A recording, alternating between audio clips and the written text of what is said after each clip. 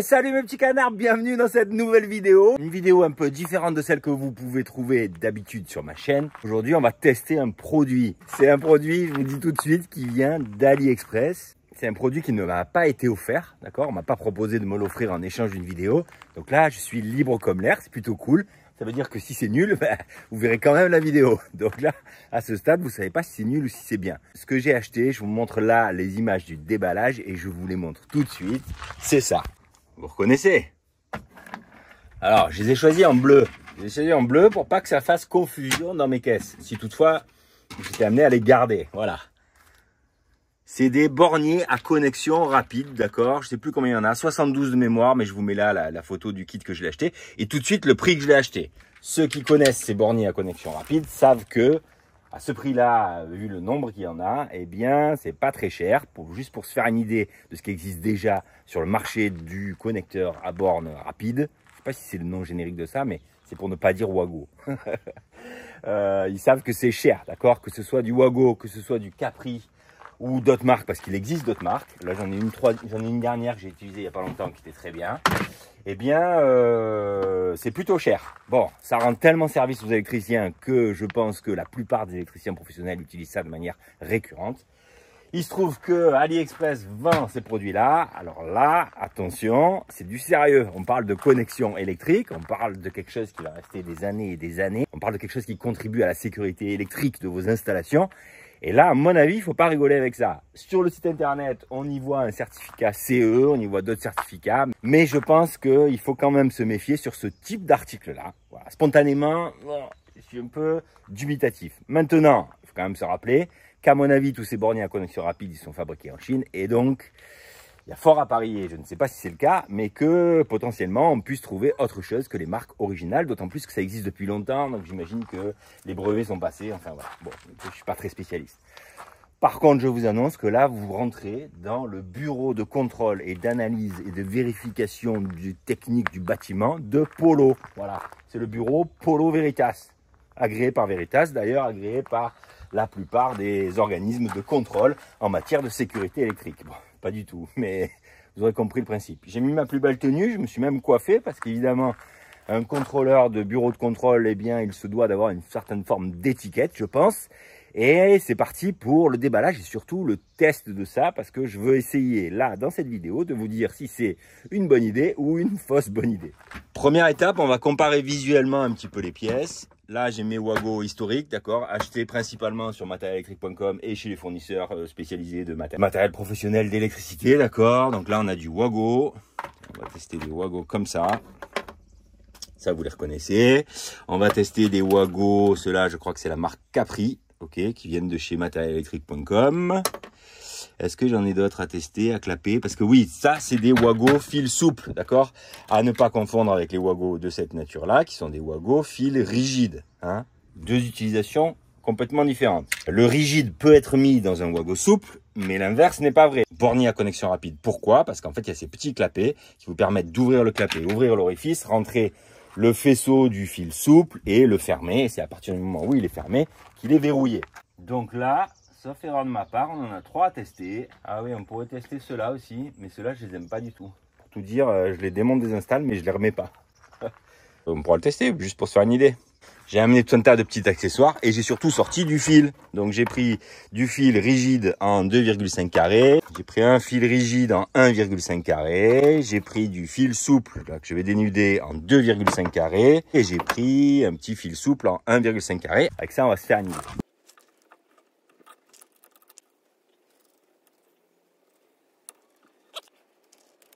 Voilà mon installation là. Alors, c'est pas facile de contrôler ce genre de connecteur, hein. Il y a plein de paramètres. Mais je pense que le paramètre essentiel, ça restera la résistance mécanique de la chose, d'accord? Pour se donner une idée de la capacité des petites lames qui viennent pincer en fait le conducteur à résister à, par exemple, un arrachement. Je pense que c'est ça la première cause des problèmes dans ce genre de connecteur, c'est-à-dire un fil qui est un peu tiré, un fil qui se retire en arrière, un contact qui n'est pas franc et donc du coup potentiellement un échauffement.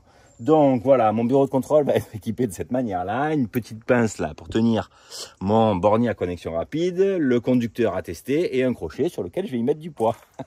Donc là on commence avec du 2,5 carré fil rigide. On va se mettre dans une borne du Wago. Là, c'est le Wago qu'on teste en premier. Hein. On teste l'original. Alors, je me fais juste une idée de la résistance. Ouh, ça marche quand même. Ah oui, il va falloir que je mette du poids là. Je vais être embêté un peu. Perfo, poids, je dirais 7 kg, 7 ou 8 kg. Merde, mon crochet il va pas bien. Ah, c'est ça les bureaux de contrôle. Hein. La poignée elle passe pas dans le crochet. Pas grave, ça tient. Ça tient. Ok. On va y rajouter un pistolet à silicone. Aïe, aïe, aïe, aïe, aïe. Bon, pas le fil qui a pété, c'est mon crochet qui est nul. Je vais trouver une méthode un peu plus intelligente. Ouais, parce qu'un bureau de contrôle, ça se doit de réfléchir. J'ai trouvé un pot de peinture, 10 kg, il est presque plein. Hein. 12 litres. Bon, ça doit faire 14 kg. Ah, il a lâché. Merde. C'est trop lourd. Lourd. Alors attendez, on va se mettre dans une autre borne du Wago. Bah, un autre pot de peinture, mais celui-là, il est très léger. Un seau de Prégilis 35. 5-7 kg environ, je dirais. Ça tient. Pistolet à silicone. Ça tient. PF3, 4 kg, je dirais. Ouais, 4 kg. Attendez, je mets juste ma main dessous au cas où ça pète. Aïe, aïe, aïe, aïe. Bon, ça pète. Avec le troisième seau, ça pète. Bon, c'est déjà pas mal. On va couper. Allez, on va faire le même essai avec le Wago d'AliExpress. Enfin, avec le bornier à connexion rapide d'AliExpress. Il est un peu plus large. Nickel. Ouvrons un clapet.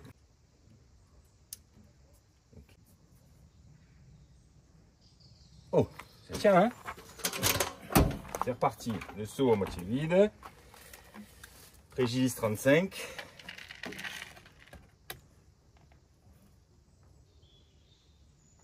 Ok. Pistolet à silicone. Ok.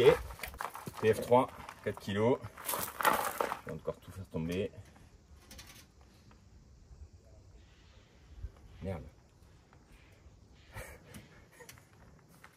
C'est possible ça. Ça marche bien leur truc. Qu'est-ce que je peux mettre d'autre? Je mets ma visseuse. Allez, je vais sacrifier ma visseuse.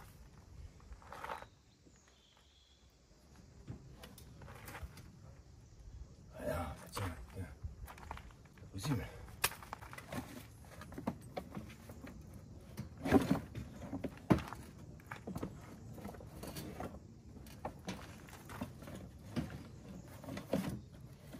So. Bon, ça va lâcher ou ça va pas lâcher? Ah ouais. Oh, reste avec moi. Bon, c'est bon. Alors, ma foi, il est plus résistant. Hein. Qu'est-ce que c'est que cette histoire? Marche toujours ou? Continue l'expérience. On va enlever celui-là. Un bon premier point pour lui. Hein. Et on va tester un Capri. Capri, donc c'est une marque professionnelle qu'on trouve chez les distributeurs en France. Hein. On va le crochet. Mon fil, on va le redénuder pour être sûr. On va faire de débat.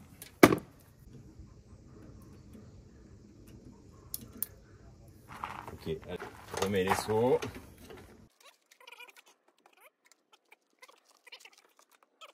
Il tient, il tient, il tient, il tient.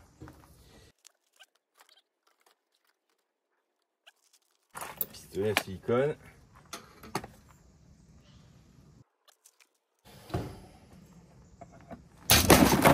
Aïe, aïe, aïe, aïe, aïe. Bon, première étape avec le 2,5 carré, on observe que globalement, en fait, les trois fonctionnent, enfin, ont quand même une sacrée force de résistance mécanique. Et le Wago bleu, ma foi, il démérite pas. Enfin, le bornier à connexion rapide bleu, il démérite pas. Maintenant, ce qu'on va faire, c'est qu'on va prendre un fil souple en 1,5 mm², d'accord? Et je vais vous faire le petit test rapide. Vous me faites confiance, hein? Je me mets dans le Wago. Ouais, ok. Il m'a coupé peut-être quelques brins. Ouais, il a coupé quelques brins du fil, mais il est sorti dans sa globalité. Donc, ok, ça c'est pour me faire une idée. Hein. C'est normal, hein, je pense, hein, sur du fil souple. Hein, parce qu'en fait, il va couper les fils qui sont vraiment en contact avec la lame et il va laisser les autres. Quoi. Le connecteur AliExpress. Et... Non, c'est pareil. C'est pareil, il me coupe des morceaux de fil au bout. Et je me retrouve avec des petits bouts de fil au fond de la main. Mais il a la même résistance, je dirais. Et le Capri.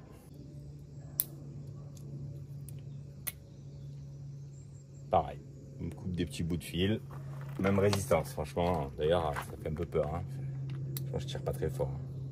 Pourtant, c'est des Wago fil souple. En fait, en réalité, ils sont beaucoup plus résistants mécaniquement parlant sur du fil rigide. Tiens, on fait une dernière essai avec du 1,5 carré rigide. Et le Wago. Ah oui, ça tient. Ah, ça tient, mais j'ai un peu tourné, donc c'est pour ça qu'il est sorti, je pense. Alors, on va tester le connecteur AliExpress bleu. Bon, bien au fond. Non, ouais. Ouais, c'est exactement la même chose que le Wago. Et le dernier, ça sera le Capri.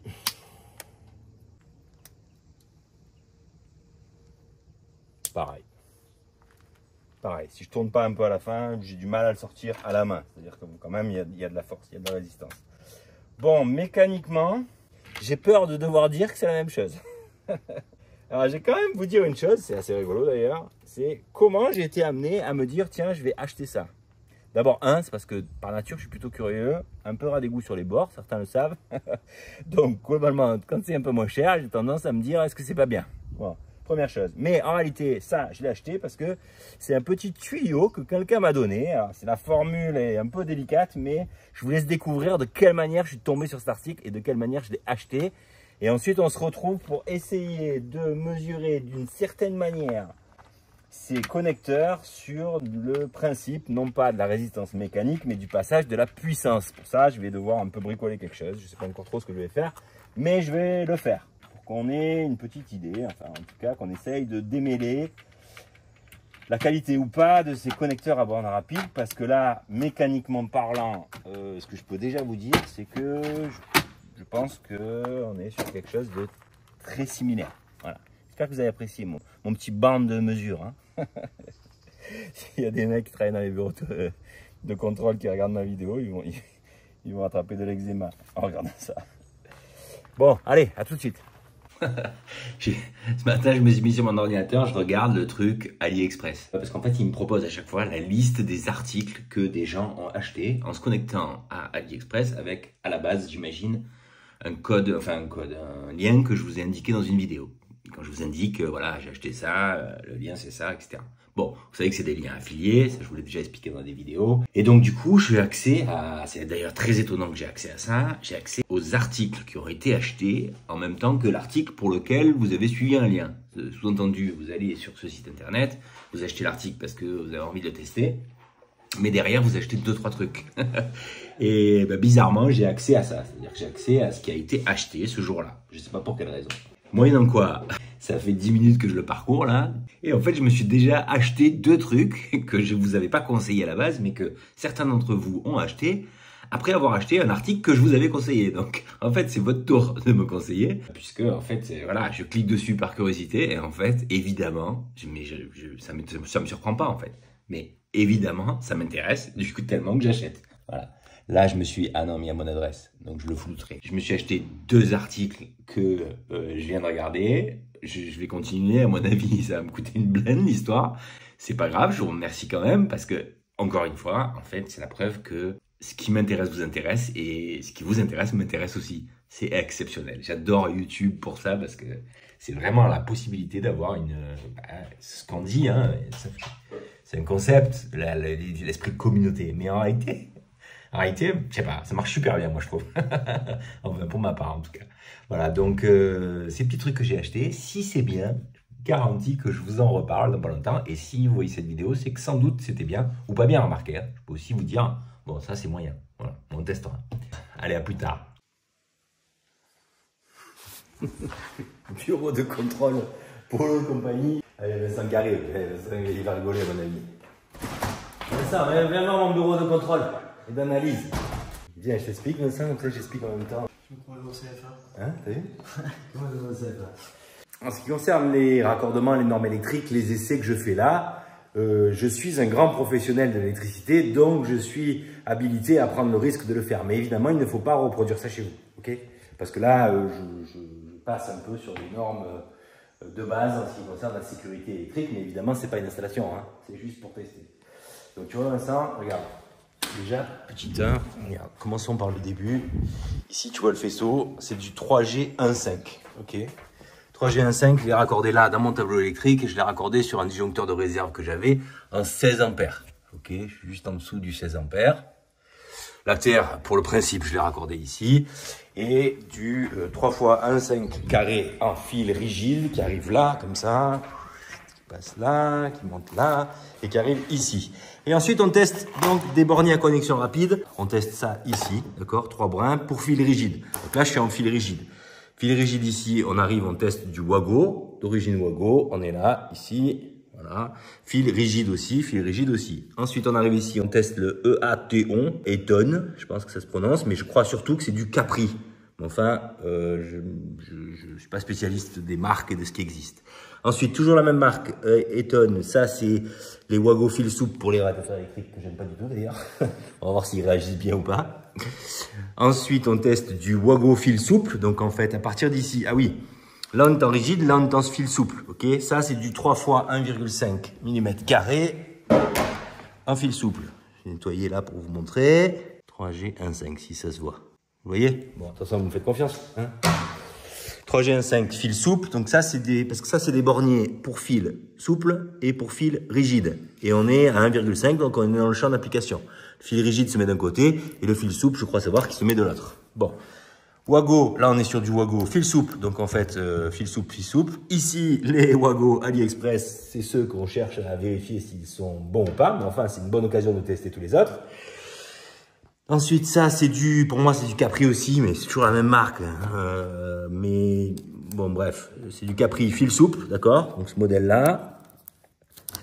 Toujours un 5 carré. On va tester des bons vieux sucres, d'accord? Un sucre ici, un sucre là. Et ensuite ici, je viens là. Ici, je suis là. Et ici, j'arrive dans un petit bloc mosaïque, je crois. Et j'ai branché une rallonge. Ce qui va être intéressant, c'est que là, j'ai ma charge de résistance qui va me permettre de mettre de la puissance dans ces fils-là. On va parler de puissance d'ailleurs. Et ici, j'ai une multiprise un peu dégueulasse. Avec ici une boîte de dérive, avec des sucres et un que j'ai réparé parce que j'ai un peu tiré dessus tout à l'heure.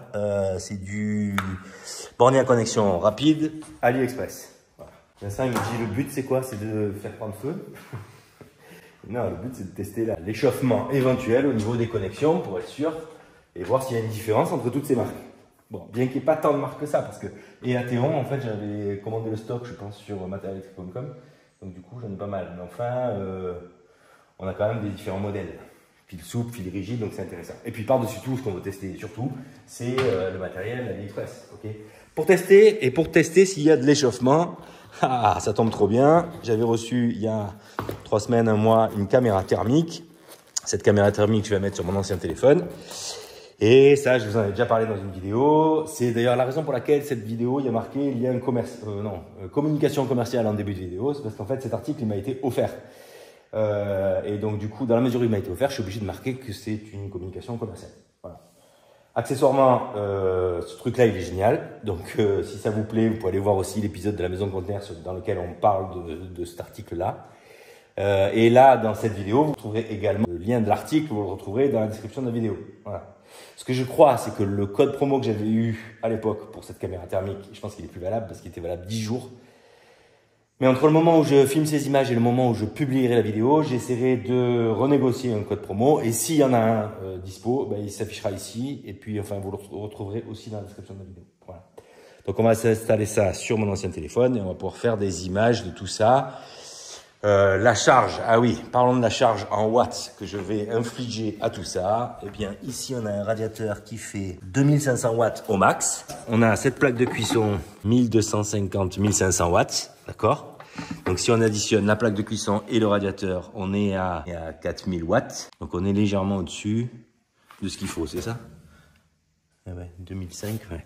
Oui, parce que la ligne en 3 fois 1,5 mm², elle peut accepter, si on schématise et qu'on simplifie, 3500 watts, peut-être légèrement plus que ça, jusqu'à, je crois, 20 ou 30 mètres. Donc là, on est bon, on n'a même pas 10 mètres en tout. Donc, on va considérer qu'une ligne normale en 1,5 carré sur un 16 ampères, elle consomme 3500 watts. Et du coup, on sera limite, parce que celui-là, il fait 2005 et celui-là, 1250, 1500. Donc, on sera entre 3005 et 4000. Et sinon, j'ai ça aussi que j'avais sorti. Ça, c'est quoi? Celui-là, il consomme 2000 watts. Ah ouais, celui-là, il est puissant. Ouais. Ou alors, on allume lui et lui. Et au moins, on ne dépasse pas les 3500 watts. On peut peut-être faire ça pour commencer. Ouais. Ok, donc là, c'est bon. On va pouvoir analyser les choses. Alors, ce qu'il faut, c'est qu'on n'ait pas trop de rayonnement du soleil. Donc en fait, ce volet, on va le descendre pour avoir pas trop de rayonnement lumineux. En fait, le rayonnement lumineux, il rebondit sur les parois, qui sont des parois qui renvoient la lumière, et donc du coup, ça fasse un peu les choses. Alors, ce qu'on va faire, c'est qu'à partir de maintenant, enregistrer l'écran, voilà, ça y est, là, ça a démarré. Ok, ça a démarré, tiens. Voilà. Ça, je synchronise et je vous mets l'écran de ma caméra sur le téléphone. Avec une caméra infrarouge comme ça, caméra thermique, il faut noter que vous aurez toujours un contraste avec des choses très lumineuses qui vous indiquent de la chaleur. Ce contraste, il sera présent quelles que soient les sources de chaleur qui sont présentes autour de vous. C'est-à-dire, si par exemple je me mets devant un radiateur, le radiateur est à 60 degrés, eh bien il va s'allumer en jaune puissant, d'accord? Comme par exemple là, quand je montre ma main. Ça s'allume donc jaune très puissant parce qu'il est à 60 degrés et qu'autour on est plus faible. Mais ma main qui est par exemple à 37 degrés, elle va s'allumer jaune de la même manière. Donc en fait, ce qu'il faut comprendre, c'est que la caméra infrarouge, sur une zone donnée, elle va vous donner les écarts de température qu'il y a. Et si vous avez quelque chose qui est à 20 degrés et tout le reste à 0, même si 20 degrés, ce n'est pas une grosse température, ça va s'allumer jaune. Donc attention à ne pas interpréter trop vite les images que vous voyez. Ce n'est pas parce que vous avez du jaune que c'est bouillant. En fait, c'est juste que c'est plus chaud que ce qu'il y a autour. Okay, là par exemple, Vincent, t'es très chaud. Hein. Ouais, tu vas bien? Ouais, ça va. Ouais. Ce qui est très important et très intéressant, c'est les petits degrés, d'accord? Par exemple, là, je prends ma main. Vous voyez, la croix au milieu de l'écran est à 20,6 degrés. Donc ça, c'est la température de la table, d'accord? Si je me déplace et que je viens sur ma main, cette température, elle va tout de suite modifier. Elle va se stabiliser à 32,2 degrés Celsius. Tiens, vous vous demandez peut-être si ma caméra thermique, en termes de température, elle est fiable. Eh bien, pour ça, on va mettre de plombier, d'accord? Et on va vite fait là. On va faire couler les eaux chaudes. C'est drôle. Là, le tiède. Remplir le verre d'eau. On va laisser 2 secondes la température de ça s'homogénéiser, ok? Et puis, on y revient dans 2 minutes. Mon tableau électrique, qu'est-ce qu'il dit? Alors, les reflets jaunes que vous voyez là en haut, c'est simplement du reflet en fait. Hein. Mais si on prend par exemple la ligne d'en bas, on constate quoi? Qu'il n'y a pas grand chose qui chauffe. Les seules choses que vous voyez là, encore une fois, c'est des reflets. Il n'y a rien de significatif. En même temps, là, je ne consomme pas grand chose puisque on est début novembre, j'ai toujours pas allumé le chauffage et là il y a à peu près rien qui fonctionne à la maison. 16 ampères, je l'allume. La première chose qu'on peut constater, c'est que là au sol, vous voyez que mes fils, en fait, ils sont pas particulièrement chauds. 19 degrés, 18 degrés, quand le carrelage est à 19,8 degrés. Ici, on vient prendre le témoin de température pour savoir un peu si on est juste ou on n'est pas juste. Ici, on constate quoi? Mon thermomètre, il indique 35 degrés dans l'eau. Et si moi je me mets dans l'eau, il me dit 36,2, 35,9, 36,3 selon où on se situe dans l'eau. Le petit rond que vous voyez balader, 36,1, petit rond rouge, c'est en fait sur une surface donnée l'endroit qui est le plus chaud de l'image. Et lui, il va automatiquement en fait aller vous chercher cette mesure et vous l'afficher. C'est le petit rond qui se déplace. 36 degrés au point le plus chaud. 35 degrés, la petite croix jaune au milieu, et lui, il est à, tiens, bien filmé le thermomètre, il est bien à 35 degrés, d'accord? Donc, ce qu'on peut dire, c'est qu'à un petit degré près, je suis bon. Et là, on se retrouve sur la table, d'accord? Donc, sur la table, on est là, regardez. Ah, j'adore. ça. On dirait Matrix. J'adore. C'est garde, hein. Bon, alors, on constate quoi? Que les fils sont noirs, hein, d'accord? Ils sont noirs du début à la fin. Et ce que je peux faire aussi, normalement, avec cette caméra, c'est inclure l'écran dans l'écran. Je vais essayer de le faire. Voilà, c'est nickel. On va commencer à mettre en route le bordel. On allume lui. Bon, plus tard, on constate de suite que ça chauffe. Ok, et lui, ce qu'on va faire, c'est qu'on va le mettre à fond. Ce qu'il consomme, c'est, je ne sais plus, 2000 watts, je crois. Et lui, entre 1250 et 1500 watts, pareil, on l'allume à fond. Sachant que ça, c'est une plaque de cuisson. Donc ça veut dire que cette plaque de cuisson, elle va chauffer. Quand elle va arriver à la bonne température, eh bien, en fait, elle va sans doute s'arrêter un petit peu, puis redémarrer, s'arrêter, redémarrer, s'arrêter, redémarrer. Mais peu importe. Ça crée une charge, en fait. Là, on a en gros 3500 watts dans le fil. Tiens, parlons du fil. Tout de suite, on constate qu'il a changé de couleur. Hein. On vient ici. Alors là, voilà. Pourriez-vous dire, par exemple, en voyant cette image, ah, mon Dieu, c'est une catastrophe, le fil est en train de brûler. En fait, pas du tout. C'est pas ça qu'il faut regarder. Hein. Là, mon petit rond rouge avec la température, il va se mettre automatiquement dessus. Il nous indique que le fil est à 26 degrés. Tout à l'heure, je ne me souviens plus à combien il était le fil.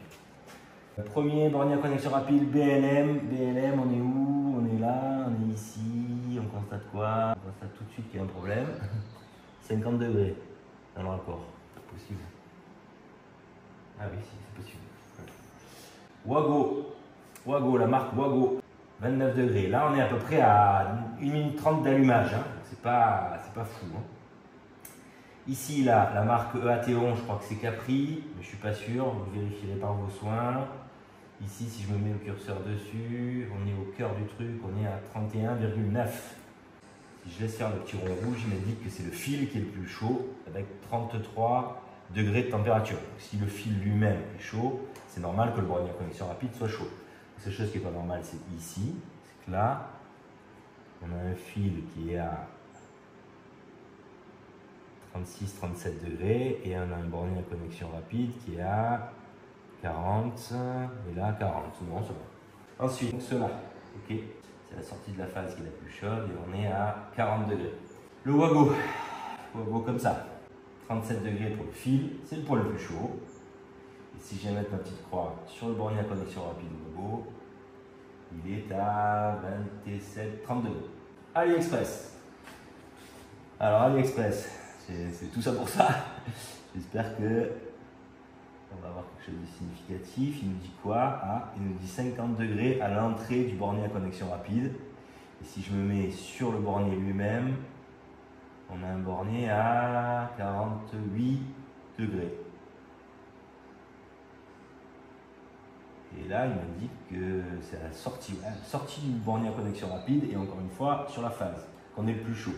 Capri, juste à côté, on est à 41 degrés au niveau du fil, d'accord? Et c'est le point le plus chaud. Si je me mets sur le bornier et sur la phase, c'est celui de gauche, c'est celui-là, on est à 27 degrés. Il y a quand même quelque chose de significatif. Hein. J'arrive pas à comprendre pourquoi. En fait, si tu veux, tu as le fil qui chauffe, c'est normal, parce qu'il y a la puissance qui passe dedans, les ampères. Mais le bornier peut créer plus d'échauffement que le passage d'énergie. C'est là que c'est potentiellement un problème.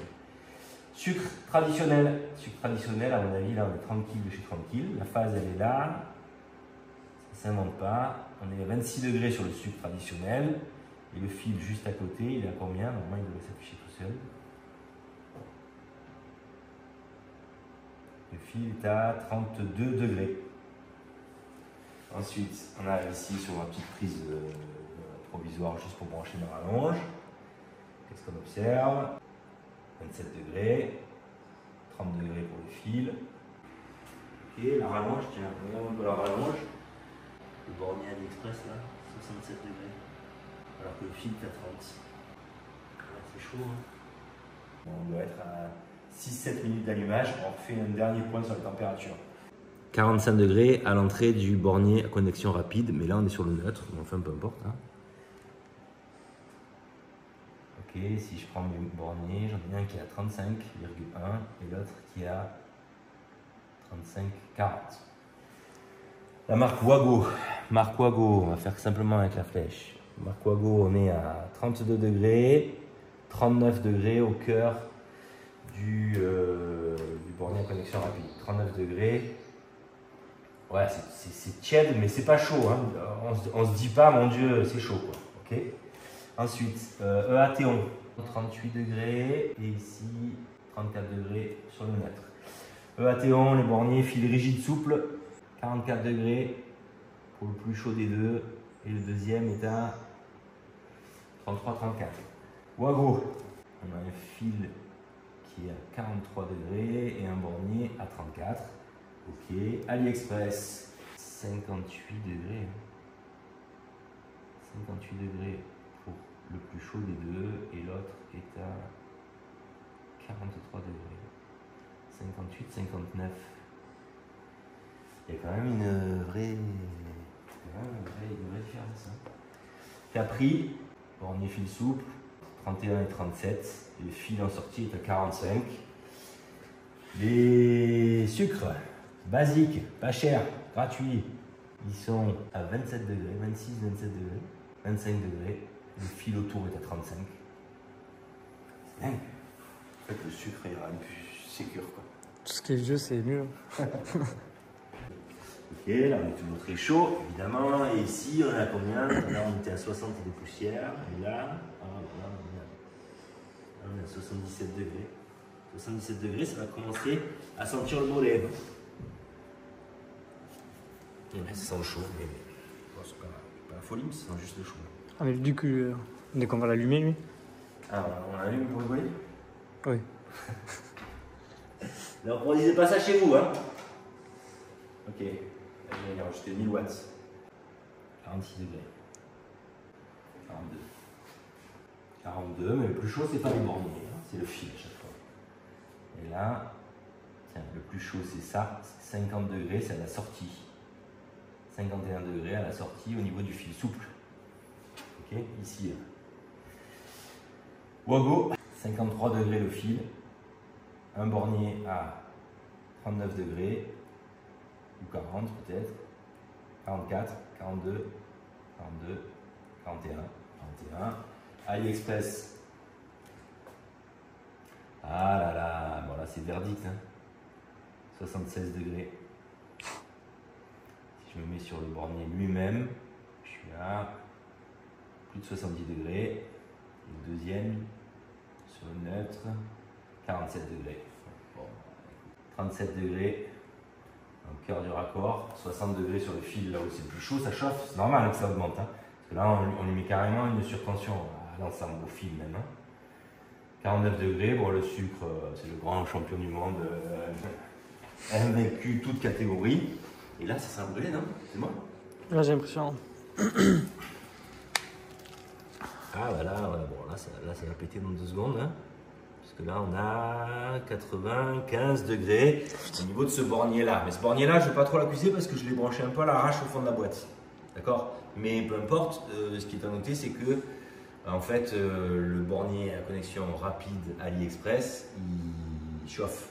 Il chauffe. Voilà, parce que là, 70 degrés, bon, d'accord, on est en surtension, mais sans la surtension, je crois qu'on était à 50 et des poussières. Selon moi, c'est trop. Selon moi, c'est trop. Bon, je suis un peu déçu. On va couper ça. Je suis un peu déçu, j'avais envie d'y croire à ça. J'avais envie de croire à la méga bonne idée, mais là, effectivement, bon, il y a un sujet. Hein.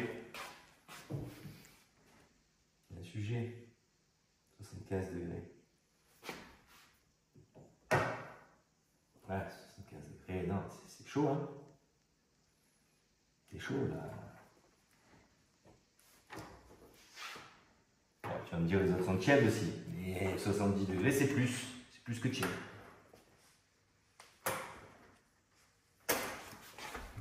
Je m'avais trop puté, hein, enfin ça. Ouais. C'est les sucres, ils sont froids. Enfin, froids, j'entends. Je touche tous les autres. Le sucre, il est. Il n'y a pas eu d'échauffement, quoi. Mon pote, ça n'a pas chauffé. Les fils sont chauds, le sucre, il est froid. Ça tient. Bon, voilà, qu'est-ce qu'on en pense, Vincent? C'est quoi la conclusion de la vidéo? C'est de la merde.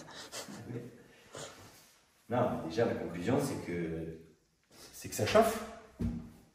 Maintenant, quelle est quelle est la latence, quel est le degré qu'on a de marge de... Je sais pas, parce que je suis pas spécialiste, je suis pas ingénieur. Je fais le malin en disant que je suis un bureau d'études, mais en fait je suis rien du tout. Moi. Je suis un pecno d'Aubagne qui fait des petits essais. Mais je crois que j'aimerais bien entendre un spécialiste sur le sujet, mais me concernant, je pense que c'est ultra sensible. Je pense déjà que le sujet des bornes à connexion rapide, il est sensible, moi, personnellement. Bon, je les utilise, mais je pense quand même que des fois, je me dis, il y a forcément un peu d'aléa dans la qualité du contact. Et si vous êtes électricien et que vous enfilez des câbles tous les jours dans des bornes à connexion rapide, vous devez voir ce que je veux dire. C'est que des fois, on se demande un peu. On se demande un peu. Voilà. C'est un ressenti. Mais là, en voyant ça, compte tenu de l'a priori de base que j'ai sur les bornes à connexion rapide, même si encore une fois, je continue d'utiliser, mais ça, je ne vais pas l'utiliser chez un client. Chez un client, chez moi, je ne veux pas. Je veux pas, ça chauffe anormalement. C'est dommage, hein, parce que j'aurais bien aimé vous dire, ah bah, écoutez, vous savez quoi, c'est la même chose, ça va être en Chine, c'est tout pareil. Bon, en réalité, ce modèle-là, après, là, je ne veux pas faire le procès de tous les fabricants qui fabriquent ça en Chine, parce que sans doute que là-dedans, la plupart sont fabriqués en Chine. Mais en tout cas, modèle AliExpress là, que vous avez vu dans cette vidéo, et dont vous trouverez évidemment le lien dans la description, même si vous aurez compris, je ne vous invite pas à l'acheter. Hein. Non, je crois pas. Je crois pas. Et je dirais bien dans la vidéo, tiens, allez, je l'offre à qui le veut, mais en fait, je culpabiliserai de l'offrir à quelqu'un. Donc ça va plutôt finir au recyclage. Parce qu'il y a du plastique. Ah non, je peux garder la boîte. La boîte elle est sympa. Bon, ça fait 12 € la boîte quand même. Hein. Ça fait plus cher. Bon voilà, un petit canard. C'était un petit essai, maison. Sans doute qu'il y a des défauts dans la manière de présenter les choses. Si vous êtes un peu spécialiste en la matière et que vous pensez avoir des éléments intéressants à donner par rapport à ce que vous avez vu dans cette vidéo, eh bien, je suis preneur. Je vous dis à bientôt pour d'autres tutos et d'autres essais. Dans pas longtemps, on va tester un produit exceptionnel que j'ai reçu. Je n'en dis pas plus, mais on va pouvoir aller voir avec un appareil dans les plus grandes profondeurs de la tuyauterie du fin fond des terrains.